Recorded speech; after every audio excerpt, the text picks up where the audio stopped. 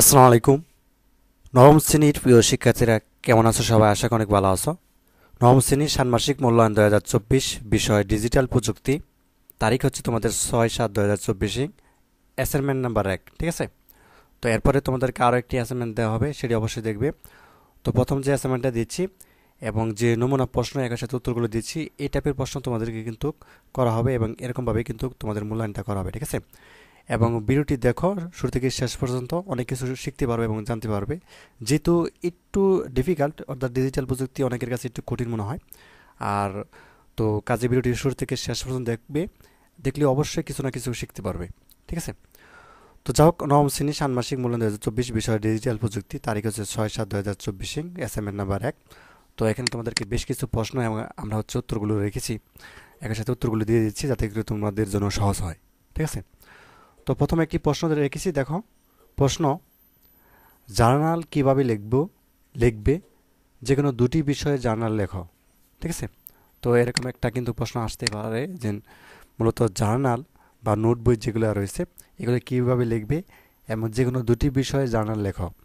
তো পরীক্ষার মধ্যে যদি এরকমভাবে কোনো প্রশ্ন আসে বা এর রিলেটিভ কোনো মূল্যায়ন করা হয় বা প্রশ্ন করা হয়, তাহলে তুমি কীভাবে উত্তরটি করবে সেটি দেখাচ্ছি।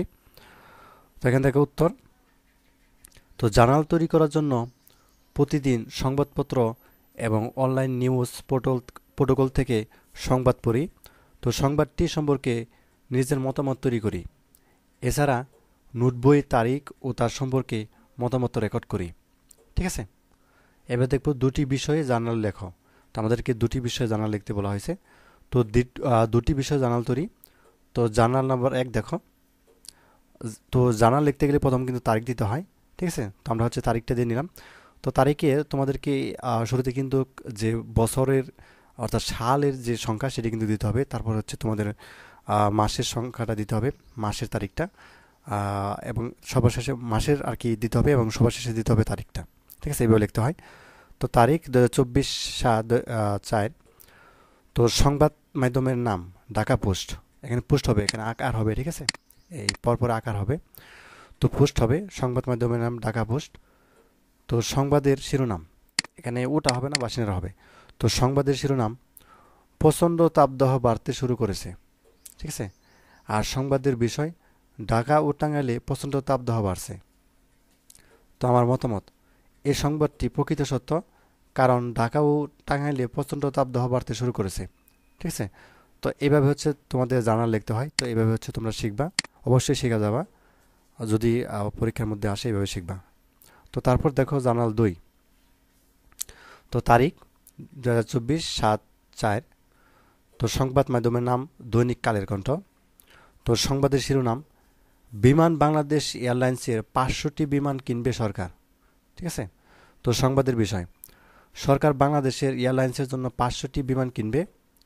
এখন দেখব আমরা আমার মতামত: এই সংবাদটি মিথ্যা, কারণ সরকার বাংলাদেশের এয়ারলাইন্সের জন্য 500টি বিমান কেনার জন্য এত অর্থ নেই। ঠিক আছে? তো আমরা দুটি বিষয় কিন্তু জার্নাল দেখলাম। তো এইভাবে কিন্তু জার্নাল লিখতে হয়। তো তারপর দেখো আরেকটি প্রশ্ন আমরা রেখেছি, সেটি হচ্ছে যে কী কী কারণে একটি সংবাদ প্রভাবিত হতে পারে বলে তুমি মনে করো। ঠিক আছে? তো যা হোক, এরকম যদি একটি প্রশ্ন আসে তোমাদের কী করা হয়, কীভাবে উত্তরটি করবে দেখাচ্ছি। উত্তরটি হচ্ছে এরকম যে, আচ্ছা, একটি সংবাদ বা তথ্য বিভিন্ন কারণে প্রভাবিত হতে পারে, যেমন নিরপেক্ষতার অভাব। যে কোনো সংবাদ বা তথ্য উপস্থাপনের ক্ষেত্রে নিরপেক্ষতা থাকা খুবই জরুরি। নিরপেক্ষতা না থাকলে যে কোনো তথ্য বা সংবাদ প্রভাবিত হতে পারে। পক্ষপাত: সংবাদ প্রদানকারী পক্ষপাতের কারণে সংবাদ বা তথ্য প্রভাবিত হয়, যেমন একজন সাংবাদিক কোনো রাজনৈতিক দলের সাথে যুক্ত থাকলে শুধু তাদেরই সংবাদ প্রচার করেন। মালিকানার প্রভাব: সংবাদ মাধ্যমের মালিকানা যদি বিভিন্ন রাজনৈতিক দল বা ব্যবসায়ী প্রতিষ্ঠানে হয়, তাহলে সংবাদ বা তথ্য প্রভাবিত হয়। ভুল তথ্যের প্রচার: অনেক সময় ভুল তথ্যের প্রচার মাধ্যমে সংবাদ বা তথ্য প্রভাবিত হয়। ঠিক আছে? তো এই আমরা দ্বিতীয় নম্বরে যে প্রশ্ন সেটি দেখলাম উত্তরটি। তো এবার দেখো আরেকটি গুরুত্বপূর্ণ প্রশ্ন তোমাদেরকে রেখেছি, সেটি হচ্ছে যে এরকম একটা প্রশ্ন কিন্তু আসতে পারে, সাইবার অপরাধ নিয়ে কিন্তু একটা তোমাদের অ্যাসাইনমেন্ট প্রশ্ন কিন্তু করতেই পারে। তো সাইবার অপরাধ কি? সাইবার অপরাধ থেকে বেঁচে থাকতে তুমি কি কি পথ অবলম্বন করবে? ঠিক আছে? তো সাইবার অপরাধ কি আমরা যদি একটু জানি, সাইবার ক্রাইম একটি বিশ্বস্ত অপরাধমূলক কার্যকলাপকে অন্তর্ভুক্ত করে যা ডিজিটাল ডিভাইস এবং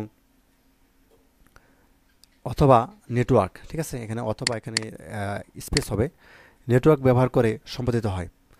এই অপরাধগুলির মধ্যে প্রতারণা, পরিচয় চুরি, ডাটা লঙ্ঘন, কম্পিউটার ভাইরাস বা স্ক্যাম এবং কি অন্যান্য দূষিত কাজে প্রসারিত করার জন্য প্রযুক্তি ব্যবহারের জড়িত। ঠিক আছে, এটাই মূলত সাইবার ক্রাইম। তো তারপর দেখব যে আচ্ছা, সাইবার অপরাধ থেকে বেঁচে থাকতে আমি যে যে পথ অবলম্বন করব। এক নাম্বার কি করব, শক্তিশালী পাসওয়ার্ড ব্যবহার করব। ঠিক আছে, তো বিভিন্ন সাইডে আপনার অর্থাৎ আমার পাসওয়ার্ডগুলি পুনরাবৃত্তি করব না বা করবেন না, এবং আপনার পাসওয়ার্ডগুলি নিয়মিত পরিবর্তন করব, তাদের জটিল করব। এর অর্থ কমপক্ষে 10টি অক্ষর, সংখ্যা এবং প্রতীকগুলির সংমিশ্রণটি ব্যবহার করা।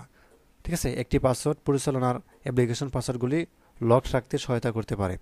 তো এখানে বিষয়টি আমি তোমাকে বলে দিচ্ছি। শক্তিশালী পাসওয়ার্ড বলতে হচ্ছে কিছু সংখ্যা দিলা, কিছু ক্যারেক্টার লেটার দিলা, বড় হাতের অক্ষর দিলা, ছোট হাতের অক্ষর দিলা, কিছু স্পেস বা কিছু আশ্চর্যবোধক চিহ্ন বা @ দিলা, হ্যাশ চিহ্ন দিলা। তো এইগুলো যদি একসাথে দাও তাহলে এটা শক্তিশালী পাসওয়ার্ড হয়। ঠিক আছে, তো তারপরে কি করতে পারি, সফটওয়্যারটি আপডেট করব। ঠিক আছে, 3 নম্বরে সামাজিক মিডিয়া সেটিংস পরিচালনা করব। 4 আমি বাড়ির নেটওয়ার্ককে শক্তিশালী করব। 5 পরিচয় চুরির বিরুদ্ধে নিজেকে রক্ষা করতে ব্যবস্থা গ্রহণ করব। 6 আমি যদি সাইবার ক্রাইমের শিকার হই তবে কি করতে হবে তা জেনে নিব। ঠিক আছে, তো এই বিষয়গুলি আমরা অবলম্বন করব। তো এই ছিল তোমাদের অ্যাসাইনমেন্ট নাম্বার 1, ডিজিটাল প্রযুক্তির 6 তারিখ মূল্যায়নে যে হবে, এটি তোমাদের নমুনা প্রশ্ন উত্তর। এরকমভাবে প্রশ্ন তোমাদের হতে পারে। তো কিছুক্ষণ পরেই তোমাদের হচ্ছে অ্যাসাইনমেন্ট নাম্বার 2 দেওয়া হবে। অবশ্যই সাথে থাকবে। তো ধন্যবাদ সবাইকে এই ভিডিওটি দেখার জন্য। আর যারা নতুন রয়েছে অবশ্যই আজিজ চ্যানেলটি সাবস্ক্রাইব করে রাখো। আল্লাহ হাফেজ।